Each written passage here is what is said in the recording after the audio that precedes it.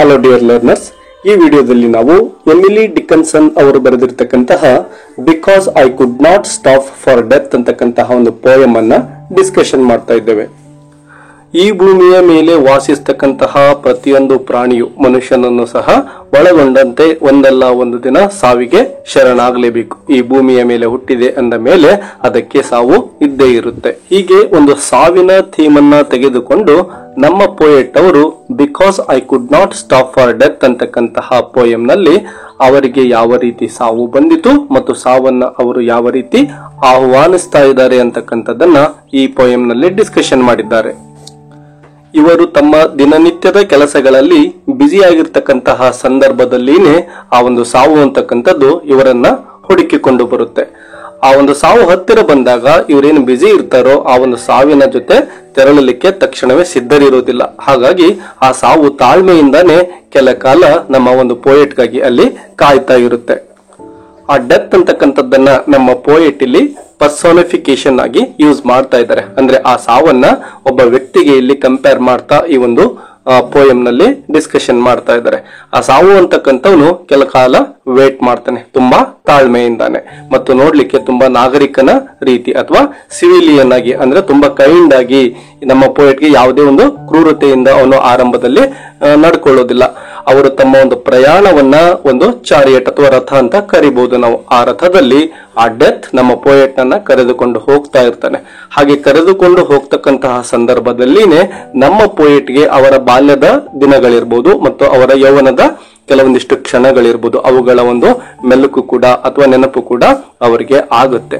But ಪೋಯಂನ ಅರ್ಧ ಭಾಗದ ನಂತರದಲ್ಲಿ ಕೆಲವೊಂದಿಷ್ಟು ಕ್ರೂರವಾಗಿರ್ತಕ್ಕಂತಹ ಅವರಿಗೆ ಫೀಲಿಂಗ್ಸ್ ಕೂಡ ಆಗುತ್ತೆ. ಅಂದ್ರೆ ಆ ಒಂದು ಡೆತ್ ಅಂತಕ್ಕಂಥದ್ದು ಮೊದಲಿಗೆ ತುಂಬಾ ಸೌಮ್ಯವಾಗಿ ಕಂಡ್ರು ಕೂಡ ಕೊನೆಯ ಭಾಗದಲ್ಲಿ ಸ್ವಲ್ಪ ಕ್ರೌರ್ಯವನ್ನು ಕೂಡ ನಾವು ಇಲ್ಲಿ ಕಾಣಬಹುದು.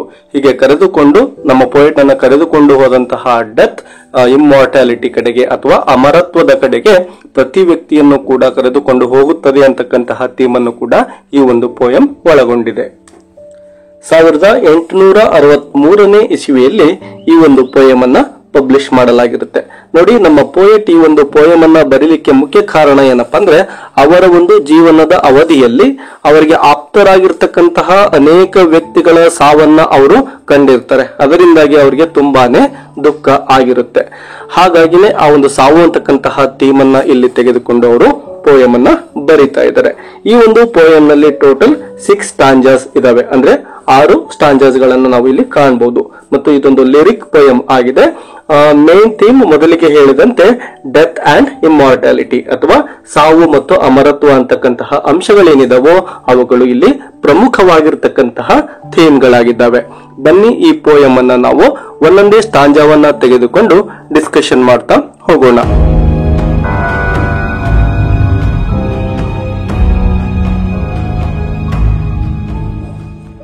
ಈ ಪೋಯಂ ನ ಮೊದಲನೇ ಸ್ಟಾಂಜವನ್ನ ನೋಡಿ. Because I could not stop for death he kindly stopped for me. The carriage held but just ourselves and immortality. Yes, ಇಲ್ಲಿ ನೋಡಿ, because I could not stop for death he kindly stopped for me. ಅಂದ್ರೆ ಆ ಸಾವು ಅಂತಕ್ಕಂಥದ್ದು ನಮ್ಮ poet ನ ಬಳಿಗೆ ಬಂದಾಗ ನಮ್ಮ ಪೋಯೆಟ್ ತುಂಬಾನೇ ಬ್ಯುಸಿ ಇರ್ತಾರೆ.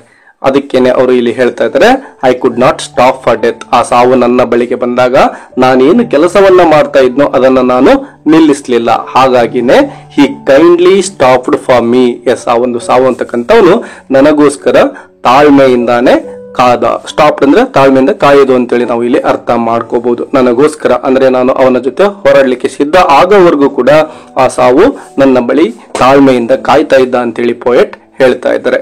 The carriage held but just ourselves and immortality. Yes, ನೋಡಿ, ಆ ಸಾವು ಏನ್ ಮಾಡ್ತಾ ಇದ್ದಾನೆ, ನಮ್ಮ ಪೋಯೆಟ್ ಅನ್ನ ಒಂದು ಕ್ಯಾರೇಜ್ ಅಲ್ಲಿ, ಇಲ್ಲಿ ನಾವು ರಥ ಅಂತ ಅರ್ಥ ಮಾಡ್ಕೋಬಹುದು. ಆ ಒಂದು ರಥದಲ್ಲಿ ಅಥವಾ ಚಾರಿಯಟ್ ನಲ್ಲಿ ಪೋಯೆಟ್ ಅನ್ನ ಕರೆದುಕೊಂಡು ಹೋಗ್ತಾ ಇದ್ದಾನೆ. ಹೆಲ್ಡ್ ಅಂದ್ರೆ ನಾವಿಬ್ರು ಅದರೊಳಗಡೆ ಇದ್ವಿ ಅಂತ ಹೇಳಿ, ಅಂದ್ರೆ ಸಾವು ಮತ್ತು ನಮ್ಮ poet. But just ourselves ಅಂದ್ರೆ ಇವರಿಬ್ರೇನೆ. ಅದರ ಜೊತೆಗೆ ಅಂಡ್ ಇಮ್ಮೋರ್ಟಾಲಿಟಿ ಅಥವಾ ಅಮರತ್ವ ಅಂತ ಹೇಳಿ ನಾವು ಕನ್ನಡದಲ್ಲಿ ಅರ್ಥ ಮಾಡ್ಕೋಬಹುದು. ಸೊ ಪೋಯೆಟ್, ಡೆತ್ ಮತ್ತು ಇಮ್ಮೋರ್ಟಾಲಿಟಿ ಈ ಮೂವರು ಕೂಡ ಆ ಒಂದು ಚಾರಿಯಟ್ ನಲ್ಲಿ ಪ್ರಯಾಣವನ್ನ ಆರಂಭಿಸ್ತಾ ಇದ್ದಾರೆ. ಇದಿಷ್ಟನ್ನ ನಾವು ಫಸ್ಟ್ ಸ್ಟಾಂಜಾದಲ್ಲಿ ನೋಡಬಹುದು. ಸೆಕೆಂಡ್ ಸ್ಟಾಂಜಾವನ್ನ ನೋಡಿ. We slowly drove He knew no haste, and I had put away my labor and my leisure too for his civility. Yes, ಇಲ್ಲಿ ನೋಡಿ, ವಿ ಸ್ಲೋಲಿ ಡ್ರೋ ಅಂದ್ರೆ ಪೋಯೆಟ್ ಮತ್ತು ಆ ಸಾವು ಇಬ್ರು ಕೂಡ ನಿಧಾನಕ್ಕೆ ಆ ಒಂದು ಚಾರಿಯಟ್ ನಲ್ಲಿ ತಮ್ಮ ಒಂದು ಪ್ರಯಾಣವನ್ನ ಮಾಡ್ತಾ ಇದ್ದಾರೆ. ಅವರ ಜೊತೆ ಇಮ್ಮೋರ್ಟಾಲಿಟಿ ಕೂಡ ಇದೆ.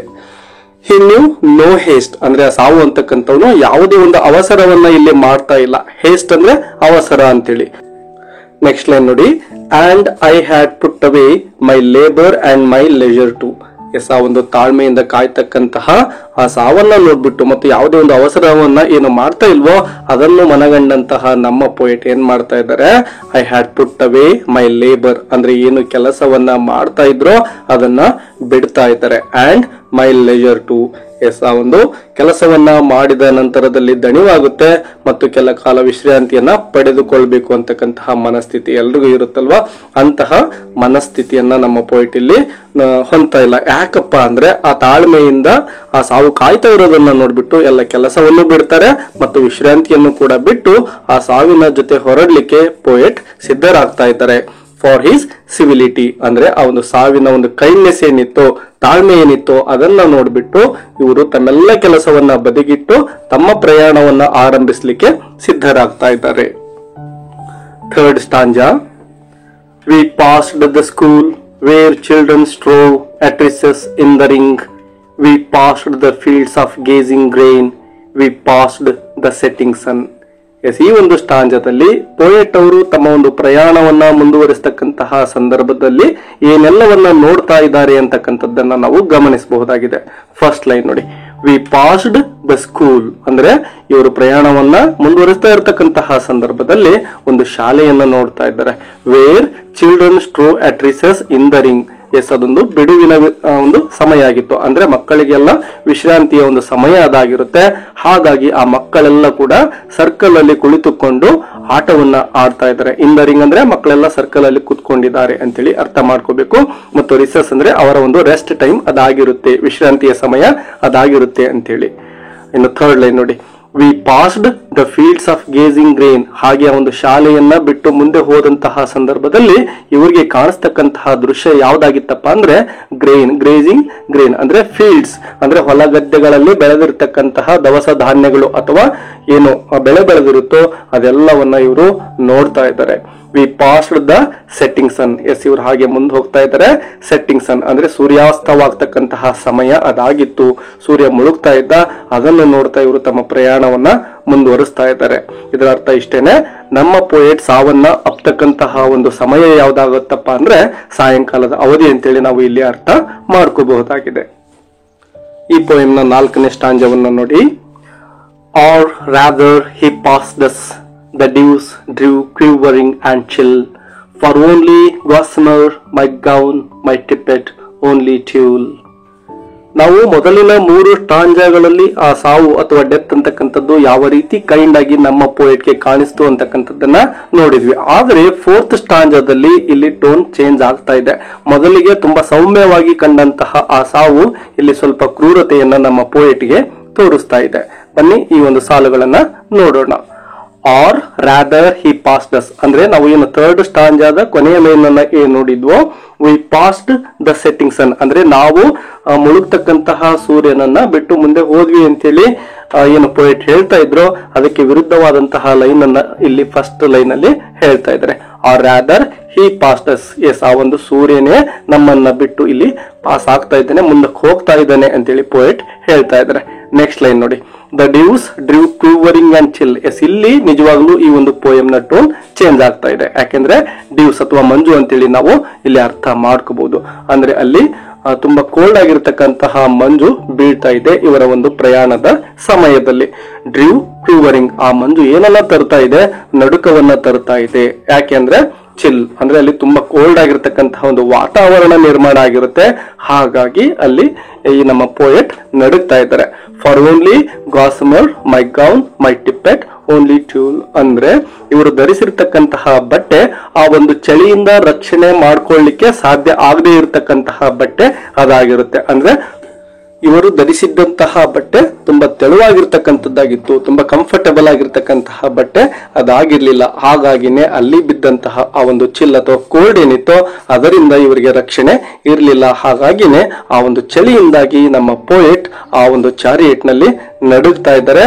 ಅನ್ಕಂಫರ್ಟಬಲ್ ಆಗಿ ಅವ್ರಿಗೆ ಫೀಲ್ ಆಗ್ತಾ ಇದೆ. ಇಲ್ಲಿಯವರೆಗೆ ನಮ್ಮ ಪೋಯೆಟ್ ಆ ಒಂದು ಡೆತ್ ಜೊತೆ ತುಂಬಾ ಖುಷಿಯಿಂದಾನೆ ಪ್ರಯಾಣವನ್ನ ಮಾಡ್ತಾ ಇದ್ರು. ಆದ್ರೆ ಈಗ ಆ ಒಂದು ಕೋಲ್ಡ್ ಇಂದಾಗಿ ಅವರಿಗೆ ಆ ಇದ್ದಂತಹ ಒಂದು ಕಂಫರ್ಟಬಲ್ ಸ್ಥಿತಿ ಚೇಂಜ್ ಆಗ್ತಾ ಇದೆ. ಹಾಗಾಗಿನೇ ಇಲ್ಲಿ ಟೋನ್ ಚೇಂಜ್ ಆಗ್ತಾ ಇದೆ ಅಂತೇಳಿ ನಾವು ಹೇಳಬಹುದಾಗಿದೆ. Next stanza. We passed before a house that seemed a swelling of the ground. The roof was scarcely visible, the cornice in the ground. ನಮ್ಮ ಪೋಯೆಟ್ ಮತ್ತು ಸಾವು ಆ ಒಂದು ಇಮ್ಮಾರ್ಟಾಲಿಟಿ ಜೊತೆ ಏನು ಪ್ರಯಾಣವನ್ನ ಮಾಡ್ತಾ ಇದ್ರು ಅವರು ಪಾಸ್ ಅನ್ನ ಇಲ್ಲಿ ಕೊಡ್ತಾ ಇರೋದನ್ನ ನಾವು ನೋಡಬಹುದು. ಅಂದ್ರೆ ಅವರ ಒಂದು ಪ್ರಯಾಣಕ್ಕೆ ಇಲ್ಲಿ ಸ್ವಲ್ಪ ವಿರಾಮ ಸಿಗ್ತಾ ಇದೆ. We passed before a house that seemed a swelling of the ground. ಅಂದ್ರೆ ಒಂದು ಗ್ರೌಂಡ್ ಅಥವಾ ಅರ್ತ್ ಮೇಲೆ ಒಂದು ಉಬ್ಬಿದಂತಹ ಸ್ವೆಲ್ಲಿಂಗ್, ಉಬ್ಕೊಂಡಿರೋದು ಅಂತೇಳಿ ಉಬ್ಬಿರ್ತಕ್ಕಂತಹ ಒಂದು ಜಾಗದಲ್ಲಿ ಒಂದು ಮನೆ ಇದೆ. ಆ ಮನೆಯ ಮುಂದೆ ನಾವು ವಿಶ್ರಾಂತಿಗಾಗಿ ನಿಲ್ಲಿಸ್ತಾ ಇದ್ದೇವೆ ನಮ್ಮ ಒಂದು ವಾಹನವನ್ನ ಅಂತೇಳಿ ಪೋಯೆಟ್ ಹೇಳ್ತಾ ಇದ್ದಾರೆ. ನೋಡಿ, ಇಲ್ಲಿ ಹೌಸ್ ಅಂದ್ರೆ ನೀವು ಅರ್ಥ ಮಾಡ್ಕೋಬೇಕಾಗಿರೋದು ಗ್ರೇವ್ ಅಥವಾ ಸಮಾಧಿ ಅಂತೇಳಿ. ಸೊ ನಮ್ಮ ಪೋಯೆಟ್ ಸತ್ತ ನಂತರದಲ್ಲಿ ಅವರನ್ನ ತಂದು ಏನು ಹೂತು ಹಾಕಿರ್ತಾರೋ ಆ ಒಂದು ಸಮಾಧಿಯ ಬಳಿ ಬಂದು ಆ ಒಂದು ಡೆತ್ ಆ ಒಂದು ಚಾರಿಯೇಟ್ ಅನ್ನ ನಿಲ್ಲಿಸ್ತಾ ಇದೆ. ವಿಶ್ರಾಂತಿಯನ್ನ ಅಲ್ಲಿ ಅವರು ತೆಗೆದುಕೊಳ್ತಾ ಇದ್ದಾರೆ. ನೋಡಿ, ಸತ್ತ ನಂತರದಲ್ಲಿ ದೇಹವನ್ನ ತೆಗೆದುಕೊಂಡು ಏನು ಸಮಾಧಿಯಲ್ಲಿ ಮಣ್ಣು ಮಾಡಲಾಗಿರುತ್ತೋ ಅದು ಕೇವಲ ತಾತ್ಕಾಲಿಕವಾದದ್ದು, ಅದು ಪರ್ಮನೆಂಟ್ ಆಗಿರ್ತಕ್ಕಂಥದ್ದಲ್ಲ ಅಂತಕ್ಕಂಥದ್ದನ್ನ ನಾವು ಇಲ್ಲಿ ಅರ್ಥ ಮಾಡ್ಕೋಬಹುದು. The roof was scarcely visible ಅಂದ್ರೆ ಆ ಸತ್ತ ನಂತರದಲ್ಲಿ ಏನು ಸಮಾಧಿಯ ಮೇಲೆ ಒಂದು ಗೋರಿಯನ್ನ ಕಟ್ಟಿರ್ತಾರೋ ಅದು ಕಣ್ಣಿಗೆ ಕಾಣಿಸ್ತಾ ಇದೆ. The cornice in the ground. Yes, ಆ ರೀತಿ ಆ ಸಮಾಧಿ ಕಣ್ಣಿಗೆ ಕಾಣಿಸ್ತಾ ಇದ್ರು ಕೂಡ ಕೆಳಗಡೆ ಆ ಕಾರ್ನೈಸ್ ಅಂತಕ್ಕಂಥದ್ದು ಆ ಒಂದು ಮಣ್ಣಿನಲ್ಲಿ ಹೂತು ಹೋಗಿರುತ್ತೆ ಅಂತಕ್ಕಂಥದ್ದನ್ನ ಪೋಯೆಟ್ ಇಲ್ಲಿ ಹೇಳ್ತಾ ಇದ್ದಾರೆ. ಇಲ್ಲಿ ನಾವು ಸಿಂಪಲ್ ಆಗಿ ಏನ್ ಅರ್ಥ ಮಾಡ್ಕೋಬೇಕಪ್ಪ ಅಂದ್ರೆ ನಮ್ಮ ಪೋಯೆಟ್ ತಮ್ಮ ಒಂದು ಪ್ರಯಾಣವನ್ನ ಮುಂದುವರಿಸ್ತಾ ಇದ್ದಾರೋ ಏನು ಸಾವಿನ ಜೊತೆ, ಆ ಸಂದರ್ಭದಲ್ಲಿ ಅವರು ತಮ್ಮ ಸಮಾಧಿಯ ಬಳಿ ಕೆಲ ಕಾಲ ವಿಶ್ರಾಂತಿಯನ್ನ ತೆಗೆದುಕೊಳ್ತಾ ಇದ್ದಾರೆ. ಅಲ್ಲಿ ಕಾಣ್ತಕ್ಕಂತಹ ಹೌಸ್ ಅಥವಾ ಸಮಾಧಿ ಏನಿದೆನೋ ಅದು ಶಾಶ್ವತವಾಗಿರ್ತಕ್ಕಂಥದ್ದಲ್ಲ. ಅಲ್ಲಿ ಕೇವಲ ಅವರು ಪಾಸ್ ಕೊಡ್ತಾ ಇದ್ದಾರೆ, ಅಂದ್ರೆ ತಮ್ಮ ಒಂದು ಪ್ರಯಾಣವನ್ನ ಅಲ್ಲಿಗೆ ನಿಲ್ಲಿಸ್ತಾ ಇದ್ದಾರೆ. ಅಂದ್ರೆ ಸಮಾಧಿ ಅಂತಕ್ಕಂಥದ್ದು ಏನಿರುತ್ತೋ ಅದು ಪ್ರತಿ ವ್ಯಕ್ತಿಯ ಕೊನೆ ಅದಾಗಿರೋದಿಲ್ಲ. ಅದು ಕೇವಲ ಒಂದು ರೆಸ್ಟ್ ತಗೊಳ್ಳಕ್ಕೆ ಅಥವಾ ವಿಶ್ರಾಂತಿಯನ್ನ ತೆಗೆದುಕೊಳ್ಳಲಿಕ್ಕೆ ಇರತಕ್ಕಂತಹ ಜಾಗವೇ ಹೊರತು ಪ್ರತಿಯೊಬ್ಬ ವ್ಯಕ್ತಿಯು ಕೂಡ ಸತ್ತ ನಂತರದಲ್ಲಿ ಕೇವಲ ಸಮಾಧಿಗೆ ಮಾತ್ರ ಸೀಮಿತ ಆಗಿರೋದಿಲ್ಲ. ಪ್ರತಿಯೊಬ್ಬ ವ್ಯಕ್ತಿಯು ಕೂಡ ಅಮರತ್ವವನ್ನ ಹೊಂದುತ್ತಾನೆ, ಇಮ್ಮಾರ್ಟಾಲಿಟಿಯನ್ನ ಪಡೆಯುತ್ತಾನೆ ಅಂತಕ್ಕಂಥದ್ದನ್ನ ಪೋಯೆಟ್ ಇಲ್ಲಿ ಇಂಡೈರೆಕ್ಟ್ ಆಗಿ ಹೇಳ್ತಾ ಇದ್ದಾರೆ. ಅದನ್ನ ನಾವು ಡೈರೆಕ್ಟ್ ಆಗಿನೇ ನೆಕ್ಸ್ಟ್ ಸ್ಟಾಂಜದಲ್ಲಿ ನೋಡಬಹುದಾಗಿದೆ. ಇನ್ನು ಈ ಒಂದು ಪೋಯಂನ ಕೊನೆಯ ಸ್ಟಾಂಜವನ್ನ ಅಥವಾ 6th ಸ್ಟಾಂಜವನ್ನ ನೋಡೋಣ.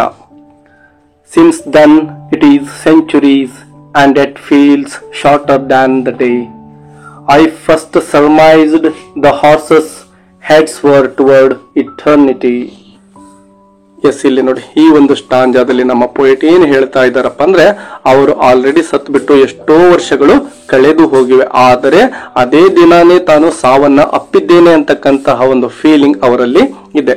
Since then it is centuries, ಅನೇಕ ಶತಮಾನಗಳೇ ಆಲ್ರೆಡಿ ಅವರು ಸತ್ ಬಿಟ್ಟು ಕಳೆದು ಹೋಗ್ಬಿಟ್ಟಿವೆ. And it feels shorter than the day, ಅಂದ್ರೆ ಕೇವಲ ಒಂದು ದಿನಕ್ಕಿಂತ ಕಡಿಮೆ ಅವಧಿ ಆಗಿದೆ ತಾನು ಸತ್ತು ಅಂತೇಳಿ ಅವರು ಅನ್ಕೊಳ್ತಾ ಇದ್ದಾರೆ. ಅಂದ್ರೆ ಸತ್ತ ನಂತರದಲ್ಲಿ ವ್ಯಕ್ತಿಗೆ ಸಮಯವು ಕೂಡ ಅರ್ಥ ಆಗುವುದಿಲ್ಲ. I first surmised the horses heads were toward eternity. Yes, ಅವರ ಒಂದು ಪ್ರಯಾಣ ಏನಿತ್ತು ಅಲ್ಲಿ ಫಾಸ್ ಆಗಿತ್ತು ಅವರ ಒಂದು ಗೋರಿಯ ಬಳಿ, ಆದ್ರೆ ಅದು ಶಾಶ್ವತವಾಗಿರ್ತಕ್ಕಂತಹ ಸ್ಟಾಪ್ ಆಗಿರೋದಿಲ್ಲ. ಯಾಕೆಂದ್ರೆ ಕೆಲ ಕಾಲ ವಿಶ್ರಾಂತಿಯನ್ನ ತೆಗೆದುಕೊಂಡ ನಂತರದಲ್ಲಿ ಅವರ ರಥ ಏನಿತ್ತೋ ಅದು ಮುಂದೆ ಸಾಗ್ತಾ ಇದೆ.